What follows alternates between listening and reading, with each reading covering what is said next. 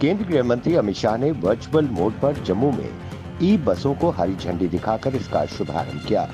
इस अवसर पर जम्मू कन्वेंशन सेंटर में कार्यक्रम आयोजित किया गया था, जिसमें एलजी मनोज सिन्हा, केंद्रीय मंत्री महेंद्र नाथ पांडे, जम्मू पुंछ सांसद जुगल किशोर शर्मा, राज्यसभा सांसद गुलाम अली खटाना उपस्थित रहे।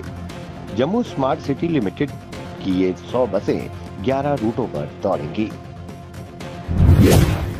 केंद्रीय गृह मंत्री अमित शाह ने कहा कि अनुच्छेद 370 हटने के बाद जम्मू कश्मीर में बड़े पैमाने पर बदलाव आया है। कानून व्यवस्था की स्थिति में सुधार हुआ है। संगठित पथराव और हड़तालें खत्म हो गई हैं। निर्दोष हत्याओं पर काबू पा लिया गया है। उन्होंने कहा कि प्रदेश में शांति और समृद्धि के नए युग की शुरुआत हुई है। पहले कश्मीर में गोलियां, पथराव और हमले सामान्य थे, पर अब 370 हटने के बाद स्थिति बदल गई है। ऐसी चीजों की जगह स्कूलों, मेडिकल कॉलेजों, उद्योगों ने अपना ली है। युवाओं को स्वरोजगार से जोड़ने की दिशा में जम्मू कश्मीर ने ऊंची उड़ान भर दी है और एक दिन में 94,680 युवाओं को अपनी नई यूनिट और स्टार्टअप शुरू करने के लिए स्वीकृति पत्र वितरित कर दिए गए हैं। ये अपने आप में एक नया इतिहास है।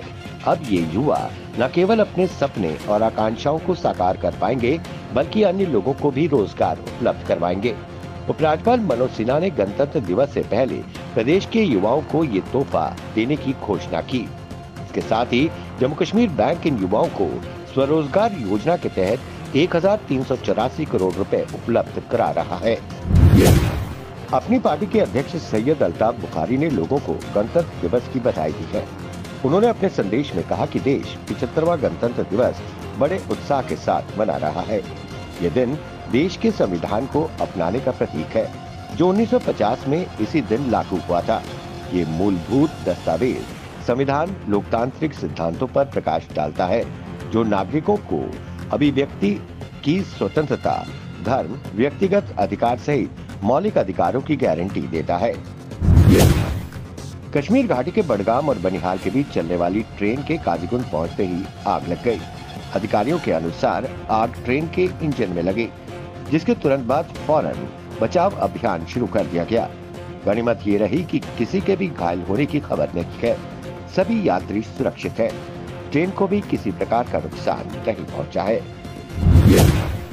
राष्ट्रीय पर्यटन दिवस के उपलक्ष्य पर एलजी मनोज सिन्हा ने पर्यटकों को जम्मू कश्मीर आने के लिए आमंत्रित किया है। उन्होंने social media network site x पर अपने एक पोस्ट में लिखा, स्वर्ग में आपका स्वागत है।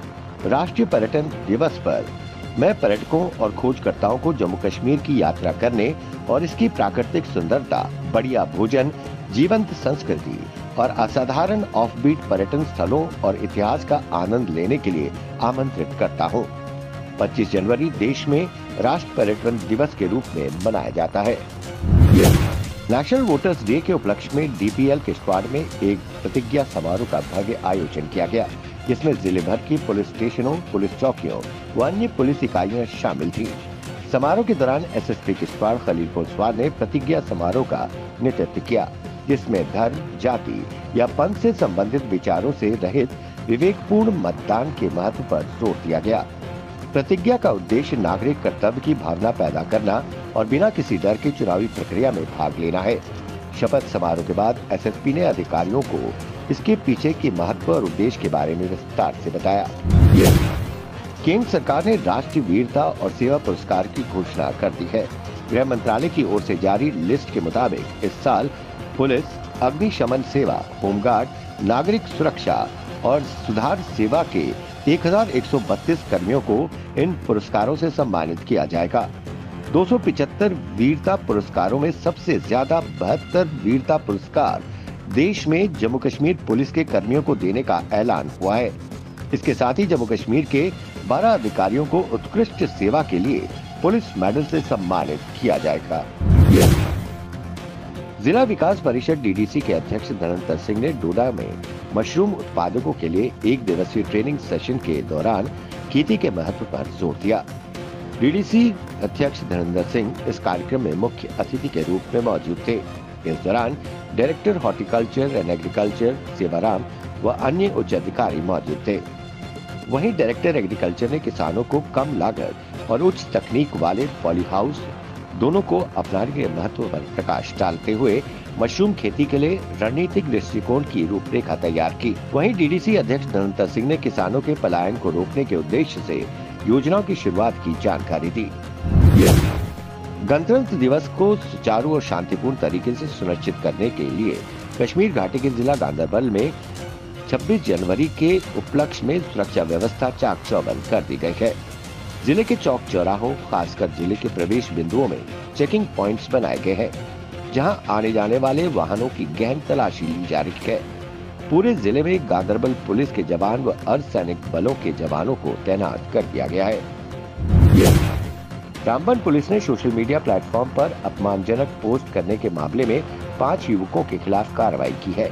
एसएसपी रामबन मोहित शर्मा के निर्देश पर पुलिस स्टेशन रामिन में 3 अलग अलग एफआईआर दर्ज की गई।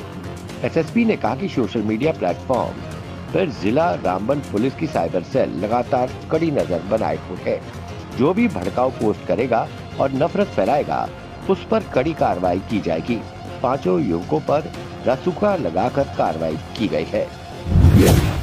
अरहम आयुर्वेदिक जड़ी बूटियों से तैयार की गई दवाई बगैर ऑपरेशन के बवासीर, कब्ज, गैस, पेट की दर्द, हर बीमारी का इलाज बगैर ऑपरेशन के किया जाता है। बवासीर का इलाज सिर्फ 10 दिन में, गैस, पेट की दर्द की पूरी बीमारी का सहारा हो।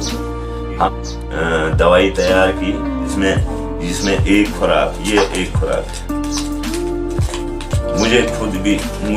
मैंने अपने आप पे ही आजमाया। मुझे भी खुद ये बीमारी थी। मैं 3 साल से मुझे ये बवासीर की बीमारी थी, खूनी बवासीर थी। इसलिए मैंने क्या किया कि मैंने ये दवाई बनाई। 7 दिन के बाद मेरा जो मेरी वो बवासीर की बीमारी वो खत्म होते हैं।